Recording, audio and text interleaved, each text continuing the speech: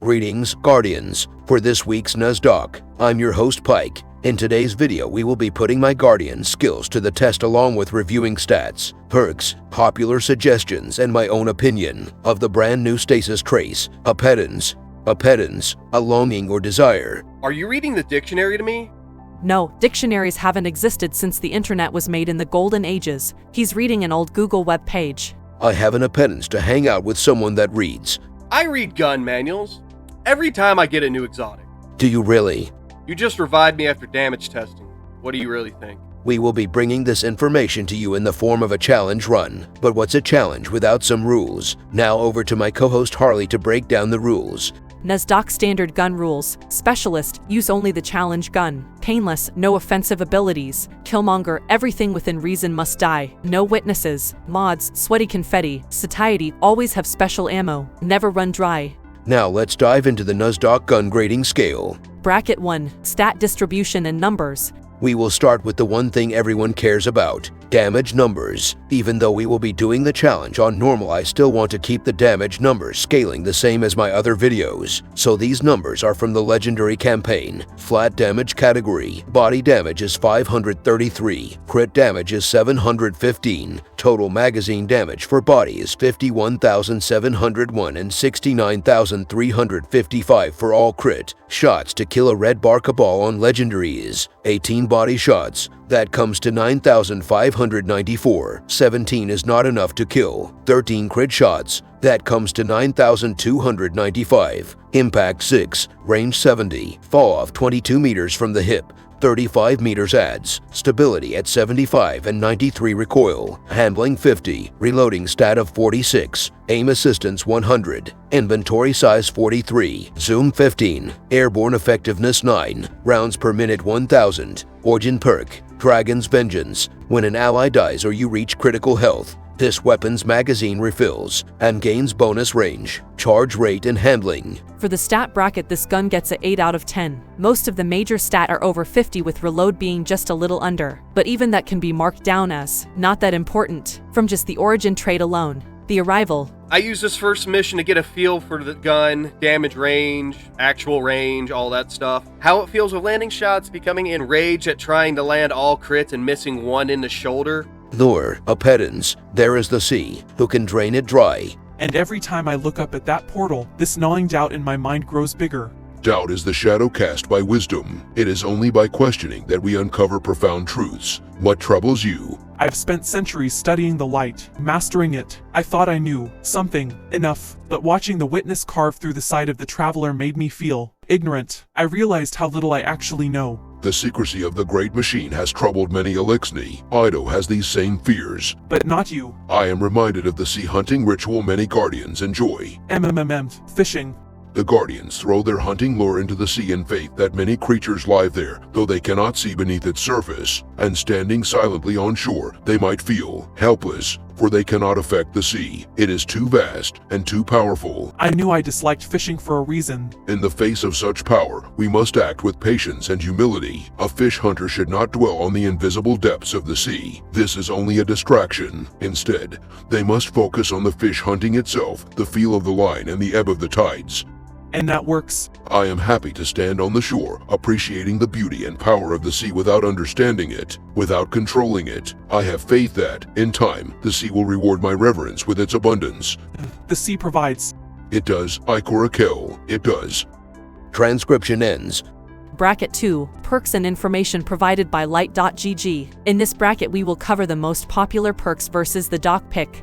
In column 1, the MP is Arrowhead Break, plus 7 recoil, plus 10 handling. The column 1 DP is Fluted Barrel, plus 5 stability, plus 15 handling. In column 2, the MP is Enhanced Battery, plus 6 magazine. The column 2 DP is Light Battery, plus 10 handling, plus 10 reload. In column 3, the MP is Overflow. The column 3 DP is I have a few top picks I want to talk about. 1 Overflow. Bigger magazine for free is always a top pick and can play as a support or main weapon. 2 Clown Cartridge. Bigger mag is still always great, but the randomness can be a deal breaker. This perk is better if you want to main it. 3 Demolitionist, a free refill on top of giving 10% grenade energy, can be used as support or main. In column 4 the MP is Killing Tally. The column 4 DP is, once again, a few different perks to discuss. 1 Killing Tally, getting a 10% buff for a kill up to 30% max, and 5% in PvP, easy bonus damage. Just need little guys to charge it, but it lasts as long as you don't reload or put away. 2 Headstone, better add control and surprisingly easy to proc. 3 Wellspring, 8% ability energy split amongst all uncharged. On top of demo can really feed your grenades. Masterworked MP is range. Masterworked DP is range. I want full damage for as far as I can get it. This gun is very versatile. You can use it as your main weapon if you build into that. Its mostly average support build can go on any subclass. Total 10 out of 10. Because this trace is craftable, you can pick your best role for whatever you need it for. The investigation. I ran this mission with the HUD on because I wanted to judge the clown cartridge reload. Headstone is surprisingly fun and good. Doing a lot of rapid fire little bursts was getting good results for me. The overflow reload, I was getting up to 109 to 124. So honestly, I can't say the perk was all that useful. Bracket 3. Competitive. Over to Docula to give us his PvP breakdown. My thoughts before going into the match. I'm gonna try and play like an auto rifle, hoping to use my range to my advantage and that very high aim assist. After my first match, I feel like I need more range. It feels like I was killing an SMG range. I did okay in my own opinion, but the best part, I was having fun actually. The second game felt really bad. Going against anyone more skilled than myself, the gun would tickle them and they would just leave, and now I'm out of ammo and I'm sad. The third game, I think I found out. At least I found out my niche for the gun. Just simply rapid tapping the trigger. The gun performs so much better, not having to fight the laser climb, and it just seemed to kill better. Would I recommend this to a new player? Probably not. But a mid-skill player or better, in their own skill bracket, could have a lot of fun. And I'm sure any experienced player could already tell you, but Overflow is a super helpful perk. Just running over green ammo and getting an auto load, because this gun does not spawn with a lot of ammo. After the gunfights that I lived, I was out of ammo, or just not enough to even think about getting my next kill. It gets 3 out of 10. I don't feel like this is a swap gun. It wants to be mained, so you have to build into it and try. It's not free accidental headshots or aping around. You have to know the map and read your radar. So I'd say it's a high skill gun, but a new light could pick it up and love it. I'm a little smitten myself. Yes, we are saying we like the gun, but still ranking it low. Bracket 4. Accuracy and reloading. Accuracy. Hitting enemies super easy, point, click, and dead very easy, but the gun climbs. So, if you're trying to do something silly, like land only crits on a guy, you may be like Docula and have to reset a mission 5 times because one shot always drifts off and ruins the whole damage test. For accuracy rating, we give the gun a 9 out of 10. Hitting what you want is easy, just be mindful of range. Reloading has 2 sides to talk about. In Red Bar Land, with so many reload perks to pick from, you can reload as fast as you want or not at all. The flip side of that coin is boss combat. Some reload perks will do much better on a boss. Enlightened action is great if this is your main gun, but overflow is also great as long as you have bricks laying around. For reloading, this gun gets 9 out of 10. Having a type of auto-loading perk always makes it a great choice in my book, but the fact that you can build into making it your main is also top-notch. The origin trait, Dragon's Vengeance. When an ally dies, or you reach critical health, for 11 seconds it gets bonus range and handling, and this weapon mag refills from reserves. This can be super helpful, but also hinder a few select perks, like Clown Cartridge. With both sides covered, Bracket 4 gets a solid 9 out of 10. Support or main, reloading or not, it just feels good. The Ghost. I went with an energy refund build with both Demo and Wellspring. I wanted to see what kind of energy refund we could really expect, but with my rules, I can only use a heal nade. But this can apply to any other grenade. These refunds are based off of a 100 discipline stat. The Captain American shields are annoying, especially on full auto, because it wants to climb up the legs up to the shield, so I have to fight recoil down more than normal. I successfully failed the jumping puzzle somehow. The boss went down very easy. I was never in need of ammo. Bracket 5. Build a suit. In this bracket, we will talk about how the gun plays and synergizes with the subclasses. So, the question is, does this gun mix with any subclass? The answer is a large yes. The obvious synergies with the stasis subclass and using the harmonic mods for cheaper builds if you need it in your hands all the time. And if you do use it as your backup weapon, it can freely go into any class, being a great support weapon. With a few good perks like killing tally, it can fit on a lot of builds as a main gun. Some things I'd like to cover in the build section is ammo reserves. Base max ammo is 444. One reserve mod on the chest will bump our max ammo up to 493, with 2 reserve 541, and 3 is 566. Finder mods on the helmet are kinda hard to pin down. They give ammo in a range. With no finders on, I would get between 54 to 171 per brick. One finder gave a range 116 to 198. One scavenger mod add to one finder was giving 187 to 212. Remember, you only need one scavenger on your legs. Extra do nothing. And from some open world play, it seems to be if an ally makes you a green brick, it was always 98 when I picked it up. This is not counting if they are using anything else to boost that. TLDR, best results if you're maining this gun is one of each: Finder, Reserves, and Scavenger. Build rating 9 out of 10. The Communion. It seems like the best mission to try deconstruct on. I feel like this is a PvP perk doing extra damage to constructs, but with these 2 tanks, it seems like the best time to try it. So I'm doing a PvP roll in PvE. Slideways has a 2-second cooldown. The origin trait procced in the tank fight and made me feel like Slideways was completely useless. I had to run this mission again for damage numbers because the perk just feels awful. But after about 30% of the base magazine as hits, it gives 10 ammo back from thin air. It seems to benefit from perks like Overflow to extend the mag even further.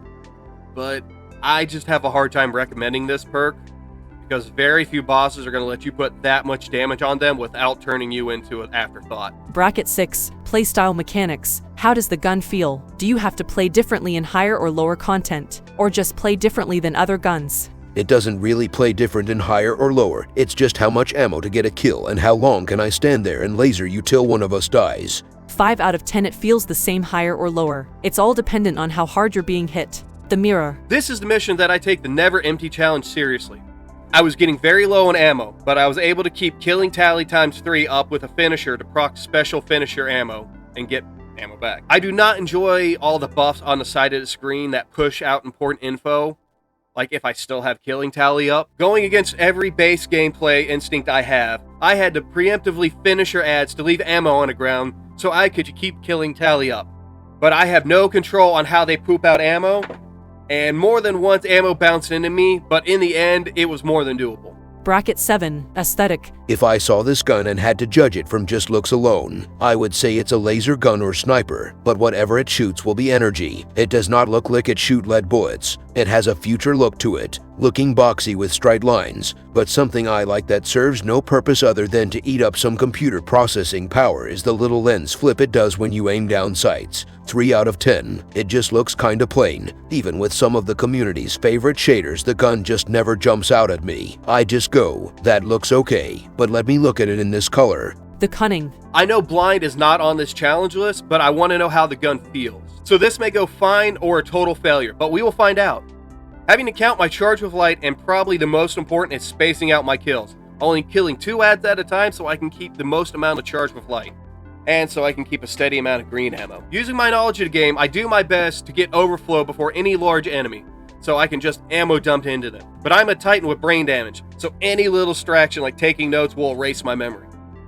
I did fail the no reload challenge I put on myself, but I never ran out of ammo. So it's a half fail, half win. Bracket 8. Acquisition. This bracket is all about how hard it is to get a roll at all. This gun is not part of any DLC, has nothing to do with a raid. As of right now, the trace is tied to the Season of the Wish, so it's reasonable that after this season it could be added to the rotating exotic crafting playlist. Quite possibly with the Wish Keeper Bow exotic mission, but that is just a theory. As of right now in the Season of the Wish, getting this trace is super easy. 10 out of 10. You can earn buffs from the season and get 1 red border each week in a 7-month-long season. No excuse. After this season it could cost you some cash if you never own Season of the Wish. Follow-up information for future Guardians. If this gun follows the same path Bungie has gone down in the past, it should be bundled with the exotic Wish Keeper mission in the future. After Season of the Wish, if you wanted to get an old seasonal gun but you never own that season, the only way to unlock it is through the exotic crafting mission as a random drop. And it will be on a rotating list, so it could be gone for a few months.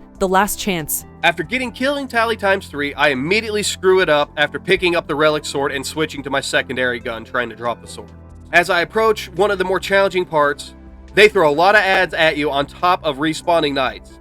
I fail my no reload challenge as a moth steals the finisher kill from me, and I was having trouble getting back into my rhythm. You want to have an I-beam battle with me? A suicidal hive made me kill him with the sword, technically ruining my challenge, but his choices are his own.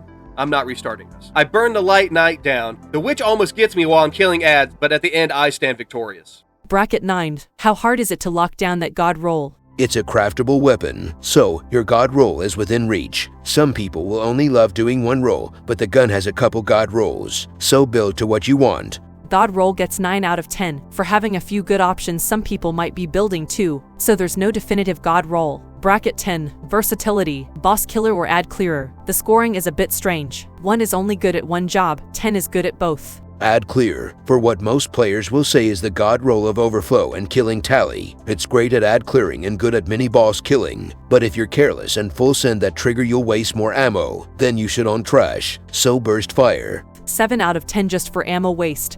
Boss damage, talking about that same roll, if you can build up killing tally and keep ammo on the ground. Yes, this gun can put in work, but a lot of boss melt builds are made for quick burn, and this gun don't do that. So having to keep eye contact to shoot instead of peeking could get you killed, and a lot of bosses' damage phase are so short, you'll probably never get through your ammo. One last negative if you go with the overflow killing tally roll. She's a jealous lover. Killing tally is not a swap friendly perk. Use it or lose it. So if you want a gun swap, look at different perks. 4 out of 10, because most damage phases are quick and this is not the best peak shooting gun. Taking both categories into consideration, the gun scores 6 out of 10. It's not build the best for boss damage and it can waste ammo on ads, but its perks are great and can fit on any build. For the last part, I'm going to run with the HUD because I want to actually do proper mechanics and try to use the ×3 thread cutter. I really hate Ikora. I'll draw fire here. I killed everything already. You're not doing anything. From the previous challenge runs, I believe there are only certain doors that go to the ballroom. The rest are all decoys. Stick with the channel to see if I ever discover that answer, because I'm not going to farm to figure it out. We're just going to find this out organically. Why does the elevator always fall short? I always never make it to the top and have to fall down and go back up a second time. That is really tedious. Once I hit the final boss area, I see a problem. No ads. And I don't willingly want to break my rules, so I used the origin trait to get a free reload. Yes, I did it on normal. It was easier than I expected, but on the last damage phase, I shot too much and needed to be put in critical health for my free reload. And Sabathun was playing games. Suddenly you can't hit me. Ooh. The subtotal for brackets 1 through 10 is 72. I'm sad to say this, but it's expected. I could not find any memes about this gun, so we will have to skip bonus gun memes section. You know what that means. Start memeing on this gun. Let's build it a legacy. Editorial and proofreading services provided by Tavern Tales Publishing, LLC. For scriptwriting help and prices, contact them via email at taverntalespublishinglc@yahoo.com.